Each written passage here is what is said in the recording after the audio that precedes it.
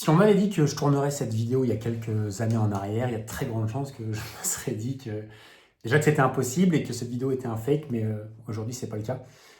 Cette vidéo elle est intitulée Comment est-ce que les millionnaires font pour être millionnaires?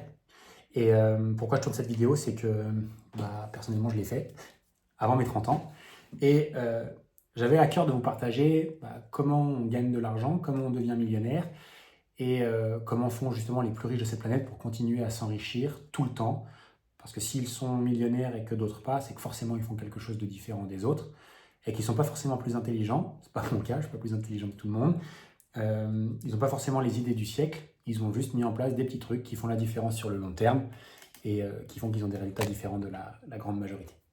Dans cette vidéo, si tu découvres la chaîne pour la toute première fois, donc moi je m'appelle Lohan Boucher, je suis entrepreneur en ligne depuis 7 ans maintenant. Je suis ancien footballeur et j'avais un rêve, c'était de réussir dans la vie, c'était de gagner de l'argent et c'était de vivre librement en fait grâce à mes activités. J'ai commencé en tant que salarié et très vite je me suis lancé dans l'entrepreneuriat. J'ai d'abord ouvert un petit commerce, mais aussi j'ai aussi découvert ensuite les business en ligne, l'accompagnement, la formation, etc. Et aujourd'hui, j'ai réussi d'abord à gagner ma vie grâce à ça, mais aussi à mettre en place des systèmes qui me permettent qui m'ont permis de devenir millionnaire. Et je vais t'expliquer comment je l'ai fait, mais qui m'ont aussi permis de continuer à sécuriser mon argent, de continuer à gagner de l'argent sans dépendre maintenant de mon travail. Je vais t'expliquer ce que font ces personnes-là. Donc, il y a des chances que si tu regardes cette vidéo-là, que tu sois entrepreneur et que tu aimerais comprendre un petit peu qu'est-ce que font les gros entrepreneurs, ces personnes qui sont plus avancées. Et c'est exactement ce que je vais te partager dans cette vidéo. Alors, je voudrais juste adresser une croyance commune qu'on pourrait avoir et que moi-même j'ai eu au démarrage. C'est que j'entendais beaucoup de personnes sur Internet qui disaient pour devenir, les personnes les plus riches ont en moyenne 7 sources de revenus différentes, 7, 10, je ne sais plus combien, de toute façon on entend tout et n'importe quoi.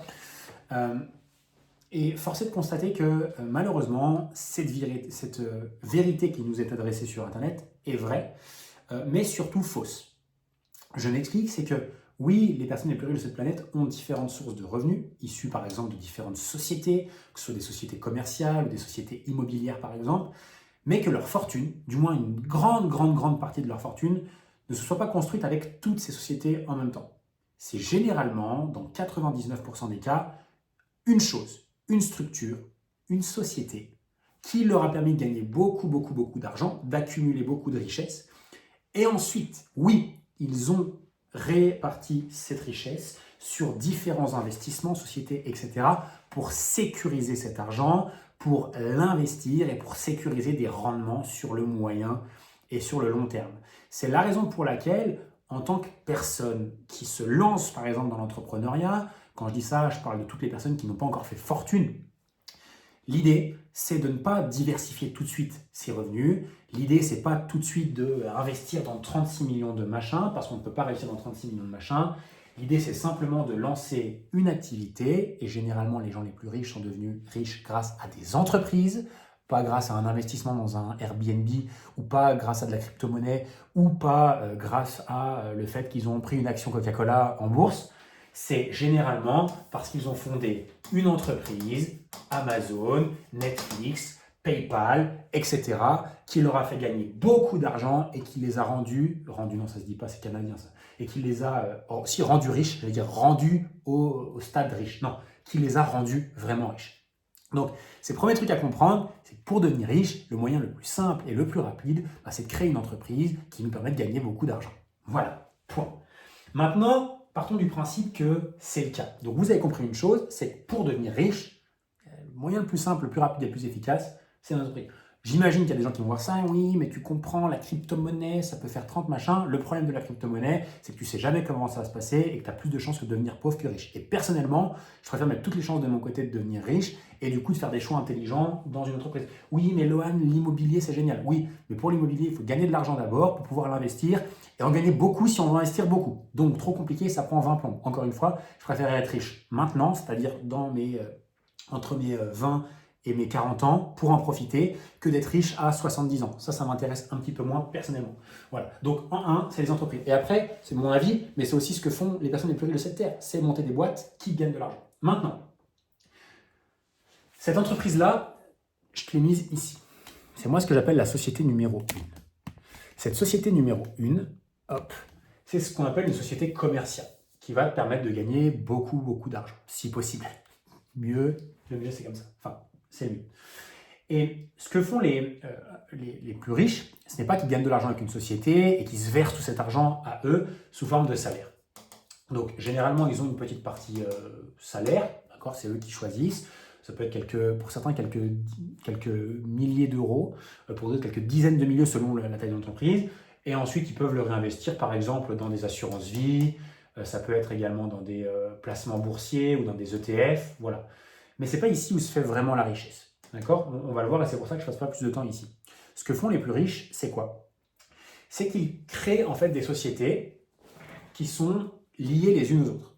C'est un système qu'on appelle le système de holding, où ils vont créer ce qu'on appelle une société mère. Alors, je préfère le dire tout de suite. Alors, je sais qu'il faut le dire dans les vidéos YouTube, donc je vais le dire aussi. Je ne suis pas conseiller en gestion de patrimoine, je ne suis pas non plus conseiller financier. Je vous partage uniquement ici ce que moi j'ai fait et ce que d'autres entrepreneurs font pour gagner beaucoup d'argent. Après, vous faites ce que vous voulez. Voilà. Au moins, je l'ai dit, personne ne m'emmerdera. Donc, on crée ce qu'on appelle des systèmes de holding. Qu'est-ce que c'est qu'une holding? Ce qu'on appelle une société mère, d'accord, qui va, entre guillemets, piloter toutes les autres sociétés, y compris celle-ci, d'accord, notre société commerciale. Qu'est-ce que ça nous permet de faire? Étant donné qu'on a une société mère, on va avoir différents avantages à avoir une société qui, entre guillemets, est la mère des autres. Qu'est-ce que ça veut dire une société mère? C'est-à-dire qu'elle a simplement des parts dans la société commerciale et dans les autres sociétés qu'on va créer. Dans mon exemple, je suis associé, donc moi, Lohan, ici, je suis associé avec ma holding dans la société numéro 1, ma société commerciale. Et du coup, qu'est-ce que ça me permet de faire? Ça me permet que l'argent que je gagne ici, dans cette société commerciale, ça me permet de la faire remonter à moindre coût, d'accord, sans les impositions donc, sur le revenu, etc. Donc, à moindre coût, ça me permet de faire transiter de l'argent. C'est-à-dire que beaucoup de l'argent que je gagne avec ma société mère remonte dans ma holding. Et ensuite, grâce à ça, qu'est-ce que je peux faire? Je peux réinvestir cet argent de ma holding dans d'autres sociétés. Et c'est là où c'est intéressant, c'est que ça peut être des sociétés qui sont des sociétés commerciales. Donc ma holding, elle peut investir dans d'autres sociétés que je peux créer ou dans d'autres où j'investis. Personnellement, j'ai d'autres sociétés dans lesquelles j'investis. J'ai à cœur aussi de créer de nouvelles sociétés, mes propres sociétés. Ça me permet aussi de réinvestir dans des sociétés, par exemple, immobilières. Si je veux acheter des biens immobiliers, je peux utiliser l'argent de mon entreprise en passant par ma holding pour investir dans des sociétés civiles immobilières et avoir du cash pour acheter une maison, un immeuble et faire du locatif, par exemple. Je peux également, grâce à ça, investir dans des supports financiers. Je peux investir dans des ETF, en bourse, etc. en utilisant l'argent de ma société et sans avoir à me verser un salaire et de prendre l'impôt sur le revenu ici. Et du coup, grâce à ça, on a des avantages à faire circuler l'argent et d'avoir une société mère qui redistribue aux différentes sociétés. Et grâce à ça, on peut par exemple, si je prends mon exemple, on peut créer par exemple des sociétés civiles immobilières. Donc moi par exemple, imaginons, alors je ne vais pas vous dire imaginons, je vais vous dire la vérité. Moi j'ai 3 sociétés immobilières qui possèdent tous des biens. Donc par exemple dans une on va avoir, bon je ne vous dis pas la réalité, mais je vais vous donner une tendance. Okay. Donc je vais vous dire le vrai nombre de... Donc j'en ai une où j'ai par exemple j'ai 2 appartements, une où j'ai 2 appartements et une où j'ai un gros immeuble. Dans une, je vais pouvoir acheter 2 appartements et avoir 2 appartements qui sont dans cette société-là. Dans l'autre, pareil, 2 appartements, ici, un immeuble qui sont gérés par des sociétés. Et ça, sans que je sois imposé, et tout est piloté de cette manière-là. Grâce à ça, j'ai par exemple, ici sur cette société 1, environ 400 000 euros d'accord, de valeur. Sur la société 2, je vais avoir 600 000 euros de valeur. Et sur celle-ci, je vais avoir environ 1 million d'euros de valeur. Okay. Et ensuite, j'ai ma société qui génère de l'argent, etc. Donc, pourquoi quand je dis on est millionnaire, qu'est-ce que ça veut dire millionnaire? Alors, il y a 2 définitions du millionnaire. On peut être millionnaire en valeur, ce qu'on appelle en brut, c'est-à-dire nos possessions, combien ça vaut. Donc, typiquement, moi, si je calculais comme ça, avec mes salaires, avec ce que j'ai l'argent, ce que j'ai en argent sur mes comptes, etc., je pourrais dire que j'ai à peu près, là, aujourd'hui, entre 2 et 3 millions de patrimoine.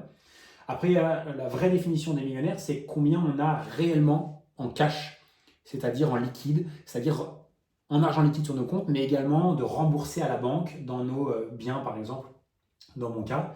Et là, je dois être plus aux alentours de 1,5 million, 1,6 million, quelque chose comme ça, à la louche. Et c'est grâce à ça en fait que je suis devenu millionnaire, en réinvestissant l'argent de ma société dans d'autres choses qui me permettaient de continuer à gagner de l'argent et de grossir au fur et à mesure.